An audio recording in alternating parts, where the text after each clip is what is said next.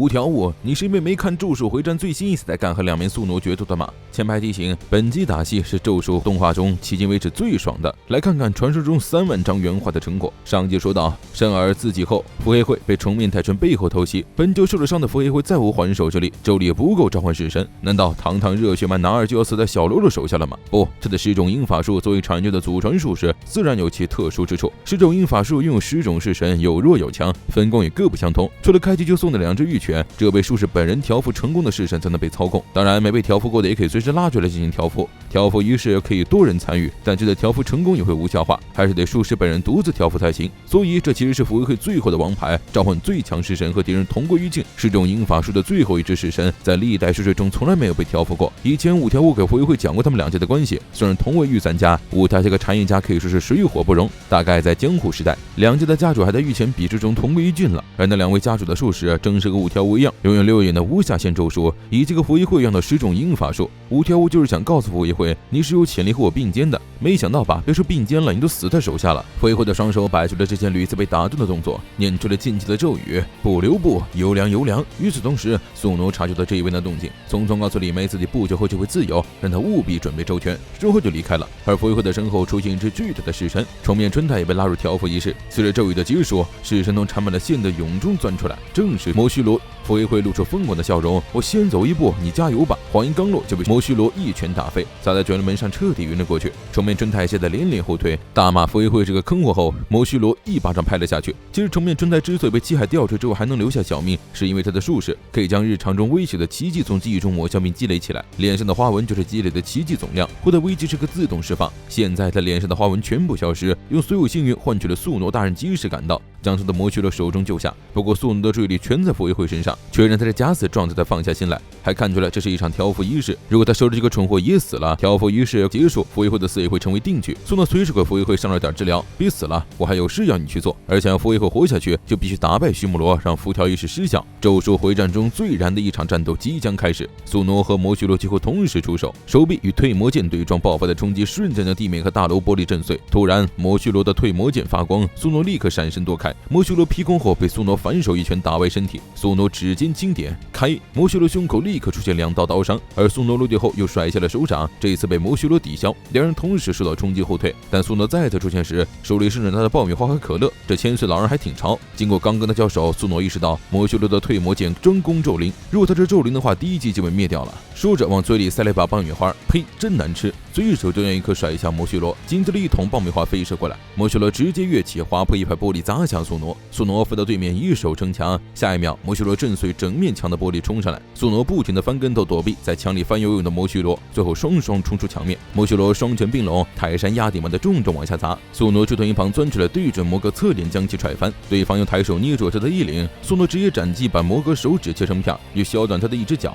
摩哥喷出吐息吹飞宿傩，宿傩在空中翻着卷却停在了墙上，从刀帽里也摸出一个摩哥手指。这时摩须罗冲上来，用断脚压住宿傩，急速追下去，被踢回到室内的双方同时挥拳对波，将玻璃和地板全部震碎。摩须罗的拳头犹如狂风骤雨般砸向宿傩，却都被宿傩一一挡下，以摩须罗被打飞出去告终。一栋大楼就这么消失了，2人的战场变得更为光波。宿傩拿起绳拴住摩哥，将其甩向大楼，摩哥干脆拿小汽车当机关枪子弹，宿傩回敬一踢，直接把大楼踢裂。与此同时，摩须罗的头也被削到一边，赶紧用手推回去，竟然真的瞬间就愈合上了。此时宿傩已经猜到摩哥能适应术士，2人的动作越来越大，汽车和大楼全在天上飞，被波及的人群四处逃窜。整体上一直是宿傩占上风，他的手甚至能当机关枪。摩哥被贴身射了一串魔力弹，依旧转身恢复站起身，挥着退魔剑砍向宿傩的脖子，结果这人脖子上长嘴一口咬碎了他的剑，摩哥自己也被打飞出去。就在这时，他头上的轮子转了一下，宿傩立刻伸出手指把他崩了，2个人在空中展开了激烈的追逐战，周围的大楼全部变成废墟。宿傩一番操作，将摩哥用钢丝捆住，没想到摩哥直接拖着废墟前进，10几栋大楼转瞬间塌陷下去。最后摩须罗和宿傩从废墟中冲出来，跟着一起上天的竟然还有几辆列车，